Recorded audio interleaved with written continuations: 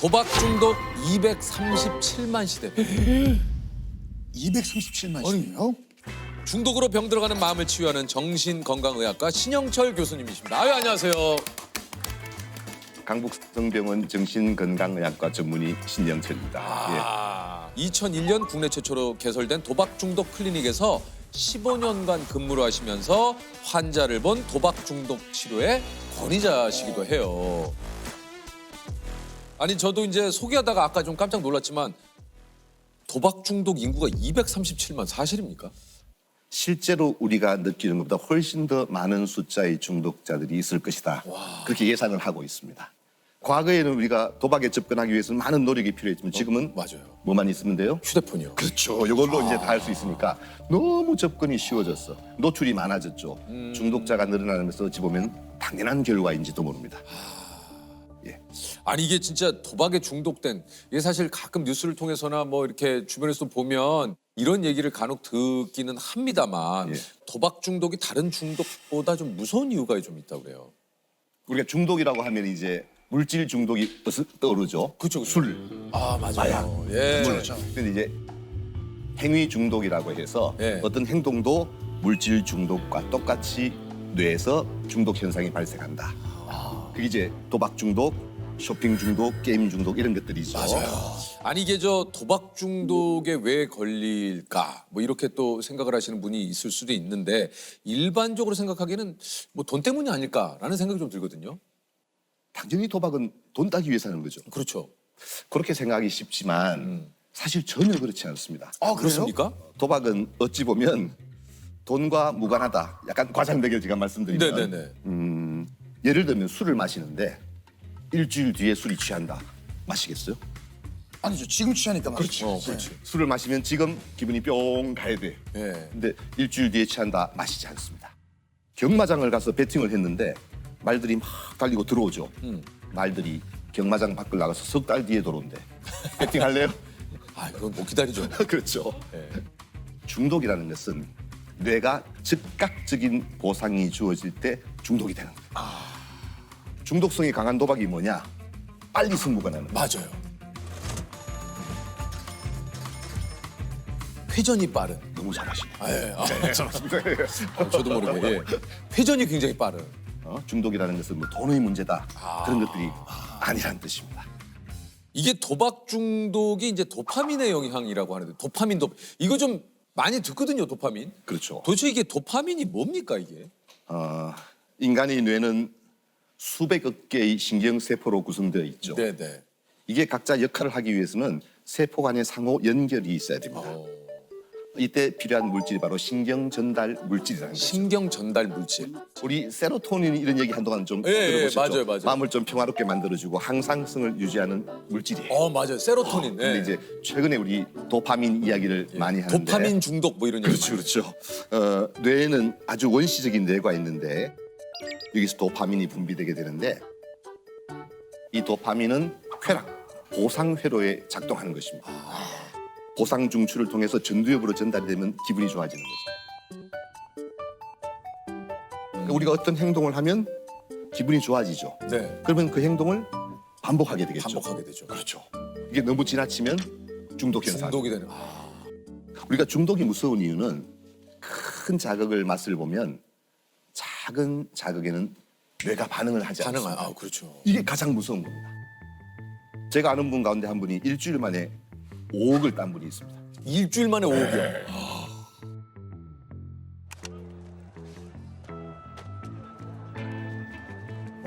도박을 해서요. 얼마나 행복했겠어요. 난리 났죠. 예. 그게 불행의 시작이에요. 그 친구가 직장에 돌아왔어. 한 달 일하고 월급 200~300만 원 받았어. 기별이 올까요? 아무런 반응이 없습니다. 일주일 만에 5억을 땄는데. 집에 갔는데 아이가 까꿍까꿍 놀지. 재미가 있을까요? 그런 일상의 자극에는 도파민이 올라가지 않습니다. 어떻게 해야 돼요? 또 도박을 다시 해요. 카지노로 가야 되죠.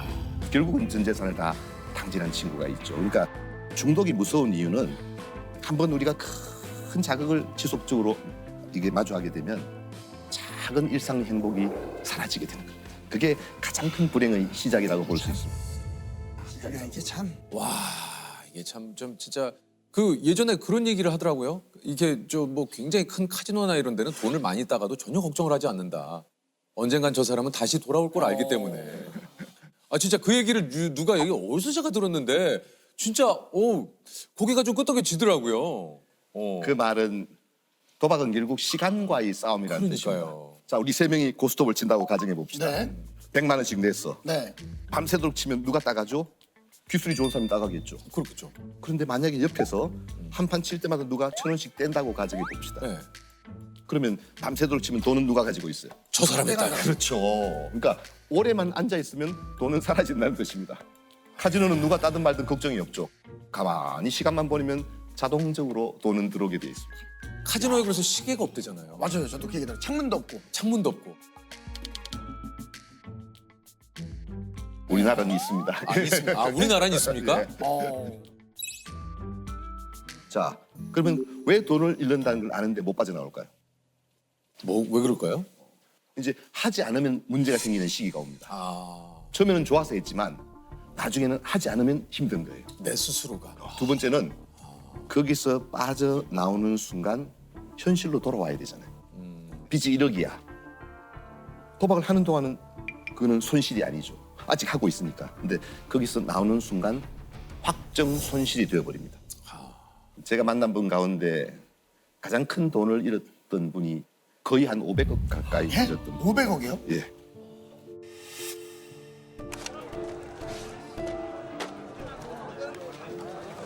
왜 500억이 있는데 도박을 했을까? 신기하죠.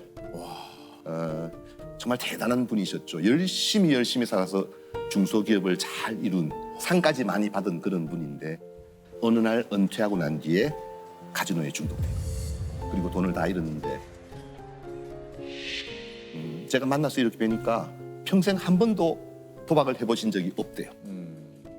가만히 얘기를 들어보니까 이분이 평생 일을 도박처럼 했구나. 저는 볼 때 모든 열정과 에너지를 정말 일에 쏟아 쉽게 말하면 일 중독이죠. 이게 은퇴하고 나니까 이 에너지와 열정이 갈 곳이 없잖아요. 어느 날 딱 그걸 접하는 순간 중독에 빠져버린 거예요. 중독이라는 것은 결국은 방향성의 문제라는 뜻입니다. 이 열정과 에너지가 나에게 가정의 사회의 건강한 쪽으로 붙느냐 아니면 나를 해치고 가정을 해치고 사회를 해치는 쪽으로 붙느냐 이 차이일 뿐인 것입니다. 우리가 도박 중독에 누가 잘 빠지는가 고민이 되잖아요. 그래요. 그러면 우리는 도박 중독에 빠질 수 없을까요? 우리는 알코올 중독에 빠질 수 없을까요? 있죠.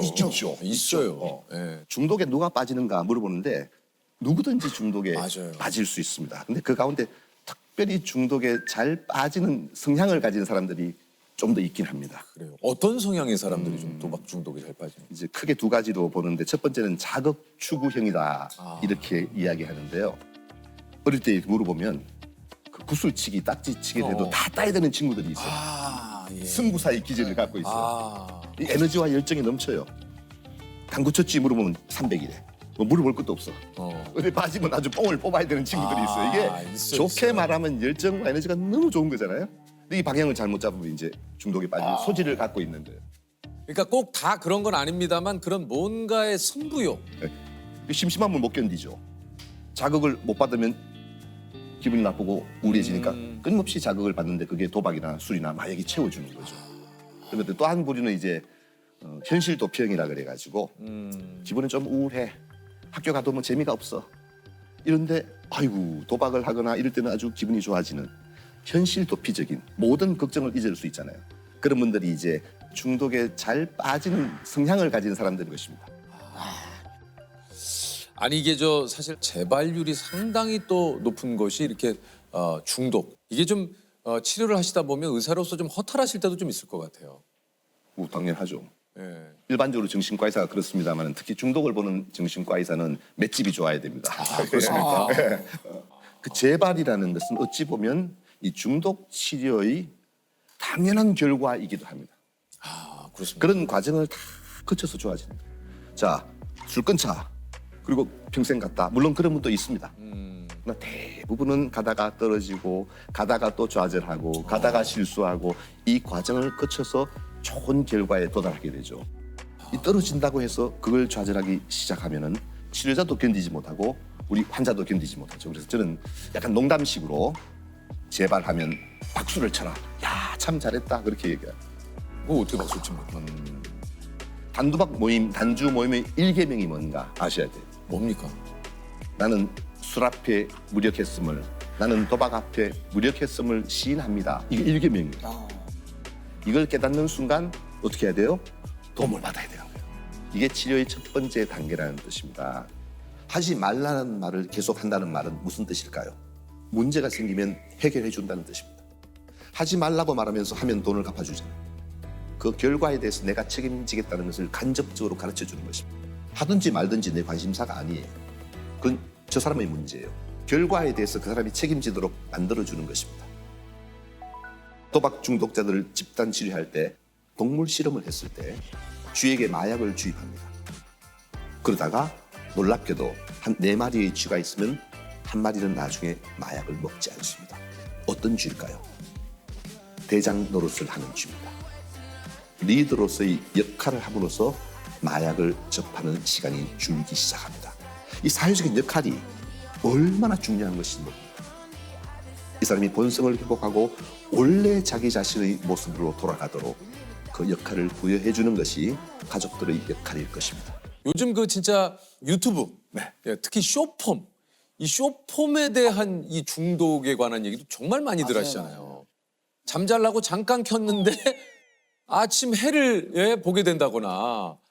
그 무슨 질병으로 보기는 어려울 것 같고요. 네. 그냥 사회적인 현상으로 봐야 되지 않겠어요? 네. 그냥 보세요, 그냥. 그냥 봐요? 네. 뭐 해결책이 쉽게 나왔네요. 지금 다들 그래 나도 그래.